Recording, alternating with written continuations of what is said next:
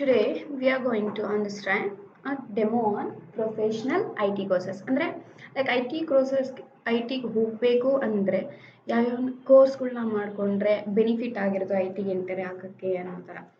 So ಯಾಕೆ ಬೇಕು ನಮಗೆ I T training?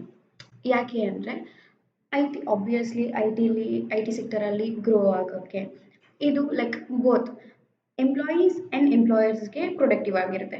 How employees ಅಂದರೆ ಯಾರು? Will work like us. ನಾವು ಒಂದು ಕಂಪ್ನೀಸ್ ಕ್ರಿಯೇಟ್ ಮಾಡಿರಲ್ಲ, ಸ್ಟಾರ್ಟಪ್ ಕಂಪ್ನೀಸ್ ನಾವು ಆಗಿರಲ್ಲ, ಬೇರೆ ಕಂಪ್ನೀಸ್ಗೆ ಹೋಗಿ ನಾವು ವರ್ಕ್ ಮಾಡ್ತಿದ್ದೀವಿ ಅಂದರೆ we called as employees. So ನಾವೇ ಒಬ್ಬರಿಗೆ ಜಾಬ್ ಕೊಡ್ತಾ ಇದ್ದೀವಿ, ನಾವೇ ಒಂದು ಸ್ಟಾರ್ಟಪ್ ಕಂಪ್ನಿ ಓಪನ್ ಮಾಡ್ಕೊಂಡಿರ್ತೀವಿ ಅನ್ನೋದಾದರೆ V called as employer. Like I T courses ಮಾಡ್ಕೋಬೇಕು. ಐ ಟಿ ಕೋರ್ಸಸ್ ಏನಕ್ಕೆ ಮಾಡ್ಕೋಬೇಕು ಅಂದರೆ ಡಸಂಟ್ ಮ್ಯಾಟರ್ ನಾವು ಯಾವ ಬ್ಯಾಕ್ಗ್ರೌಂಡಿಂದ ಇರ್ತೀವಿ ಅನ್ನೋದು ಮ್ಯಾಟರ್ ಆಗಲ್ಲ. ಬಿ ಇನೇ ಬೇಕು, ಸಿ ಎಸ್ಸೇ ಬೇಕು ಅನ್ನೋದು ಮ್ಯಾಟರ್ ಆಗಲ್ಲ. ಎನಿ ಡಿಗ್ರಿ, ಯಾವುದೇ ಡಿಗ್ರಿ ಮಾಡ್ಕೊಂಡಿದ್ರು ನಾವು ಎಂಟ್ರಿ ಆಗ್ಬೋದು ಐ ಟಿಗೆ. If you have a skill set you can enter for I T. So ಆ ಸ್ಕಿಲ್ಸ್ ಯಾವುದದು ಅಂತ ಇವತ್ತು ನೋಡೋಣ. Obviously to be successful in our lifes. So okay, course ಮಾಡಬೇಕು. ಯಾವ ಕೋರ್ಸ್ ಮಾಡಬೇಕು? ಡಿಮ್ಯಾಂಡಿಂಗ್ ಟೆಕ್ನಾಲಜೀಸಲ್ಲಿ ಯಾವ್ದ್ಯಾವ್ದಿದೆ ಅದನ್ನು ಮಾಡೋದ್ರಿಂದ ನಮಗೆ ನಮ್ಮ ಸ್ಕಿಲ್ ಸೆಟ್ಗೂ ಒಂದು ವೆಯ್ಟೇಜ್ ಇರುತ್ತೆ ರೆಸ್ಯೂಮಲ್ಲಿ. ಸೊ ಅದು ಯಾವ್ದ್ಯಾವುದು ಅಂದರೆ full stack developer. Obviously everybody wants to choose full stack developer it self only. Why? Front ಎಂಡೇ ಸಪ್ರೇಟು ಬ್ಯಾಕ್ ಎಂಡೇ ಸಪ್ರೇಟು ಮಾಡೋಕ್ಕಿಂತ ಎರಡೂ ಸೇರಿ ಮಾಡಿದ್ದವರಿಗೆ ಫುಲ್ ಸ್ಟ್ಯಾಕ್ ಡೆವಲಪರ್ ಅಂತ ಕರಿತೀವಿ. ಸೊ ನಾನು ಹೇಳ್ತಾ ಇದ್ದೀನಿ, ಲೈಕ್ ಒನ್ ಬೈ ಒನ್ ಹೋಗೋಣ. ಫ್ರಂಟ್ ಎಂಡ್ ಅಂದರೆ ಯಾವ್ದಾದ್ರು ಬರುತ್ತೆ, ಬ್ಯಾಕ್ ಎಂಡ್ ಅಂದರೆ ಯಾವ್ದಾದ್ರು ಬರುತ್ತೆ ಅಂತ. At present full stack developer means complete front end and back end developer. So front end developer ಅಂದರೆ ಯಾರು? One who designs the front end part. ಅಂದರೆ ಫಾರ್ ಎಕ್ಸಾಂಪಲ್ ನೀವು ಗೂಗಲಲ್ಲಿ ನೋಡ್ಬೋದು, ಜಸ್ಟ್ ನಾವು ಅಲ್ಲಿ type what ever it may be flowers ಅಂತ type ಮಾಡ್ತೀವಿ. ಫ್ಲವರ್ಸ್ ಅಂತ ಟೈಪ್ ಮಾಡಿದ ತಕ್ಷಣ ನಮ್ಗೆ ಈ ಪಾರ್ಟ್ ಏನು ಕಾಣ್ತಾ ಇದೆಯೋ ಈ ಪಾರ್ಟ್ನ ನಾವು ಫ್ರಂಟ್ ಎಂಡ್ ಪಾರ್ಟ್ ಅಂತ ಕರಿತೀವಿ. ಸೊ ನಾನು ಇದಕ್ಕೆ ಹೋಗ್ಬಿಟ್ಟು ಸೆಲೆಕ್ಟ್ ಮಾಡಿ ಬೈ ಮಾಡೋದೆಲ್ಲ, ಎಲ್ಲ ಡೇಟಾಬೇಸ್ನ ಸ್ಟೋರ್ ಮಾಡೋದನ್ನು ಡೇಟಾಬೇಸ್ ಅಡ್ಮಿನಿಸ್ಟ್ರೇಟರ್ ಅಂತ ಕರಿತೀವಿ. ಎಲ್ಲ ಡೇಟಾ ಒಂದು ಕಡೆ ಸ್ಟೋರ್ ಮಾಡಲಿಕ್ಕೆ. ಸೊ ಎಲ್ಲ ಡೇಟಾನ ನಮಗೆ ಯಾವ ಟೈಮಲ್ಲಿ ಬೇಕು ಆ ಟೈಮಲ್ಲಿ ಫೆಚ್ ಮಾಡೋದನ್ನೇ ಬ್ಯಾಕ್ ಎಂಡ್ ಪಾರ್ಟ್ ಅಂತ ಕರಿತೀವಿ. ಸೊ ಇದಕ್ಕೆ ಹೋದ ತಕ್ಷಣ ಇದು ಕ್ಲಿಕ್ ಆದರೆ ನೆಕ್ಸ್ಟಿಗೆ ಬರಬೇಕು ಅಂತ ಎಲ್ಲ ಬರೆಯೋದು ಬ್ಯಾಕ್ ಎಂಡ್ ಪಾರ್ಟ್ಸಲ್ಲಿ. So along with that database administrator ಎಲ್ಲ ಡೇಟಾನ ಸ್ಟೋರ್ ಮಾಡಲಿಕ್ಕೆ. Digital marketing, yes digital marketing ಕೂಡ ಈ ಟೈಮಲ್ಲಿ ಬೂಮಿಂಗಲ್ಲಿದೆ. ವೈ? ನಾವು ಯಾವುದೇ ಎಂಪ್ಲಾಯೀಸ್ ಆಗಿರಲಿ, ಎಂಪ್ಲಾಯರೇ ಆಗಿರಲಿ, ಯಾವ ಪ್ರಾಡಕ್ಟ್ ಮೇಲೆ ವರ್ಕ್ ಮಾಡ್ತೀವಿ ಅಥವಾ ನನಗೆ ಯಾವ ಸ್ಕಿಲ್ ಸೆಟ್ ಗೊತ್ತಿದೆ, ಯಾವ ಲ್ಯಾಂಗ್ವೇಜ್ ಗೊತ್ತಿದೆ ಅಂತ ಗೊತ್ತಾಗದೆ ಡಿಜಿಟಲ್ ಮಾರ್ಕೆಟಿಂಗಿಂದ. ಫಾರ್ ಎಕ್ಸಾಂಪಲ್ ಇಲ್ಲೇ ಆಗಿರಲಿ, ಇಲ್ಲಿ ಅವ್ರು ಲಿಂಕ್ಗಳು ಕೊಟ್ಟಿರ್ತಾರೆ, ಇಲ್ಲೇ ಇದೆ. ಇವ್ರು ಮಾರ್ಕೆಟಿಂಗ್ ಮಾಡೋದ್ರಿಂದನೇ ಡಿಜಿಟಲ್ ಮಾರ್ಕೆಟಿಂಗ್ ಅಂತ ಕರೆಯೋದು.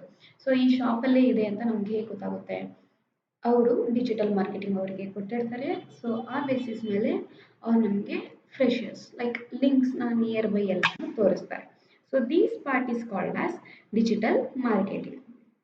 So after that back end developer like Java ಇರಲಿ, ಸಿ ಇರಲಿ, ಯಾವುದಾದ್ರೂ ಒಂದು ಕಂಪ್ಲೀಟ್ ಬ್ಯಾಕ್ ಎಂಡ್ ಲ್ಯಾಂಗ್ವೇಜ್ನ ಕಲ್ತ್ಕೊಂಡ್ರೆ those part is called as backend developer. Again, full stack web developer who knows complete front end part along with that any kind of one backend language or frameworks to join complete data. So after that, like one by one ನೋಡೋಣ. full stack developer ಯಾವ ಥರ front ಎಂಡಲ್ಲಿ ಯಾವ್ದಾದ್ರು ಬರುತ್ತೆ, back ಎಂಡಲ್ಲಿ ಯಾವ್ದಾದ್ರು ಬರುತ್ತೆ, ಡೇಟಾಬೇಸಲ್ಲಿ ಯಾವ್ದಾದ್ರು ಬರುತ್ತೆ, everything.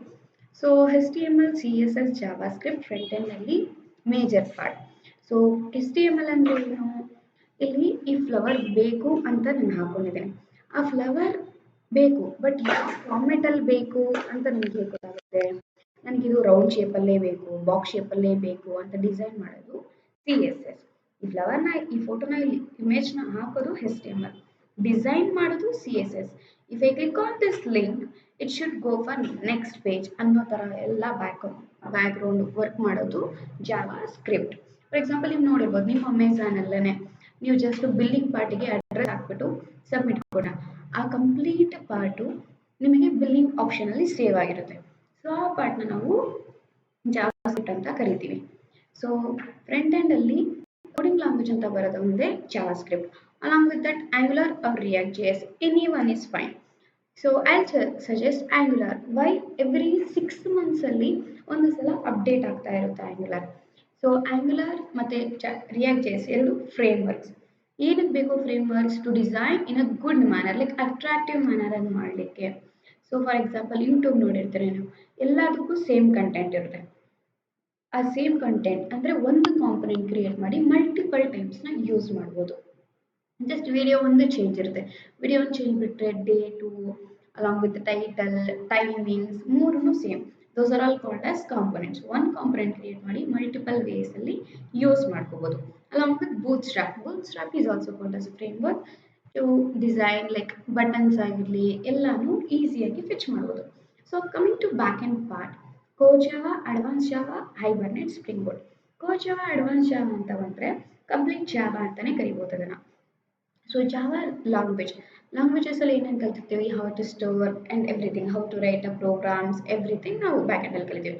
ಹೈಬರ್ನೆಟ್ and Spring Boot it's like a ಫ್ರೇಮ್ವರ್ಕ್ನ ಯಾಕೆ ಯೂಸ್ ಮಾಡ್ಕೊತೀವಿ? ಈ ಫ್ರಂಟ್ ಎಂಡಲ್ಲಿ ನಾವು ಏನೇ ಡೇಟಾಬೇಸ್ನ ಕ್ರಿಯೇಟ್ ಮಾಡಿದ್ರು ಆ ಡೇಟಾ ಇಲ್ಲಿಗೆ ಕನೆಕ್ಟ್ ಮಾಡ್ಕೊತೀವಿ ಬ್ಯಾಕ್ ಎಂಡಿಗೆ. ಸೊ ಎರಡು ಇದ್ರೇನೆ ಫುಲ್ ಸ್ಟ್ಯಾಕ್.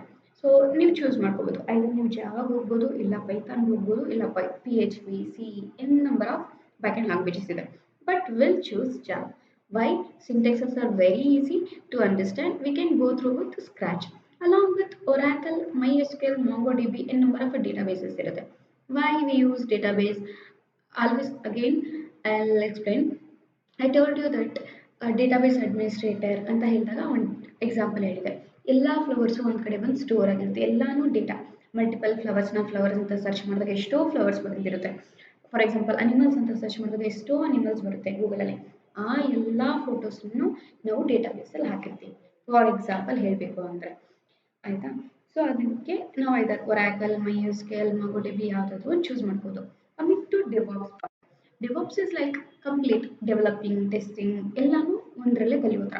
ಸೊ ಅದಕ್ಕೆ AWS ಮೇಜರ್ಲಿ ಬೇಕಾಗಿರೋ AWS to how to develop. ಇವಿಷ್ಟೆಲ್ಲ ಮಾಡಿದ್ಮೇಲೆ ಹೌ ಟು ಡೆವಲಪ್ ಇನ್ಫ್ರಾಸ್ಟ್ರಕ್ಚರ್ನ ಹೇಗೆ ಕ್ರಿಯೇಟ್ ಮಾಡ್ಬೋದು ಅನ್ನೋದಕ್ಕೆ ಡೆವಾಪ್ಸ್ನ ನೋಡ್ತೀವಿ AWS. ಅದರಲ್ಲೂ ಡಾಕರ್, ಕುಬರ್ನೆಟ್ಸ್, ಜೆನ್ಕಿನ್ಸ್ ಎಲ್ಲ ಹೇಗೆ ವರ್ಚುವಲೈಸೇಷನಿಂದ ಆಗುತ್ತೆ, ನಾವು ಹೇಗೆ ಒಂದು ಪ್ರಾಜೆಕ್ಟ್ನ ಆಟೋಮೇಟ್ ಮಾಡ್ತೀವಿ, ಕಂಪ್ಲೀಟ್ ಪಾರ್ಟನ್ನು ನಾವೇನಂತೀವಿ ಡಿವಾಪ್ಸ್ ಅಂತ ಕರಿತೀವಿ. ಸೊ ಇಷ್ಟು ಫುಲ್ ಸ್ಟ್ಯಾಕ್ ಡೆವಲಪರ್ಸ್ ಬಗ್ಗೆ. ಸೊ ಎಲ್ಲ ಲ್ಯಾಂಗ್ವೇಜು ಈಸಿ ಇರುತ್ತೆ. One tip for you guys means, if you have a good knowledge like I can think logically, ಅನ್ನೋರು can go for both front end and back end. So back ಎಂಡಿಗೆ ತುಂಬ focus ಇರುತ್ತೆ, logics ತುಂಬ ಯೋಚನೆ ಮಾಡಬೇಕಾಗುತ್ತೆ. ಇಲ್ಲ ನನಗೆ ಕೋಡಿಂಗ್ ಅಷ್ಟೊಂದು ಮಾಡೋಕ್ಕಾಗಲ್ಲ, but I want to enter in IT ಅನ್ನೋರು ಫ್ರಂಟ್ ಎಂಡಿಗೆ ಹೋಗ್ಬೋದು. ಬಿಕಾಸ್ ಜಸ್ಟ್ ಕೆಲವೊಂದು ಟ್ಯಾಕ್ಸ್ನ ನೆನ್ಪಿಟ್ಕೊಂಡ್ರೆ ಸಾಕು, ಅವರು automatically complete front end developer ಆಗ್ಬೋದು. ಇದರಲ್ಲಿ ಯಾವುದು ಕೋಡಿಂಗ್ ಲ್ಯಾಂಗ್ವೇಜ್ ಅಷ್ಟು ಬರಲ್ಲ, ಜಸ್ಟ್ ಜಾವಾಸ್ಕ್ರಿಪ್ಟಲ್ಲಿ ಬೇಸಿಕ್ಸ್ನ ಕಲ್ತ್ಕೊತೀವಿ, ಏನು ಯಾವ ಥರ ಲಾಜಿಕ್ಸ್ ಹಾಕ್ಬೋದು ಅಂತ. ಅಷ್ಟೇ ಲಾಜಿಕ್ಸ್ನ ಕಲ್ತ್ಕೊಂಡ್ರು ಫ್ರಂಟ್ ಎಂಡ್ ಡೆವಲಪರ್ ಆಗ್ಬೋದು. I suggest like out of the CS ಬಿಟ್ಟು ಬೇರೆ ಬ್ಯಾಕ್ಗ್ರೌಂಡ್ ಯಾರು ಇರ್ತೀರೋ ನಾನು ಅವ್ರಿಗೆ ಸಜೆಸ್ಟ್ ಮಾಡೋದು ಫುಲ್ ಸ್ಟ್ಯಾಕ್ ಡೆವಲಪರ್. ಯಾಕೆ?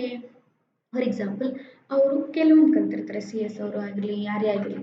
ಫುಲ್ ಸ್ಟ್ಯಾಕ್ ಡೆವಲಪರ್ಗೆ ಯಾಕೆ ಫೋಕಸ್ ಅಂದರೆ, ಕೆಲವು ಕಂಪ್ನೀಸಲ್ಲಿ ಫ್ರಂಟ್ ಎಂಡ್ ಅವರೇ ಹೋಗಿರ್ತಾರೆ, ಬ್ಯಾಕ್ ಎಂಡ್ ಅವರೇ ಹೋಗಿರ್ತಾರೆ. ಫುಲ್ ಸ್ಟ್ಯಾಕ್ ಕಲ್ತಿರೋರಿಗೆ ಲೈಕ್ ವೇಟೇಜ್ ಜಾಸ್ತಿ ಇರುತ್ತೆ.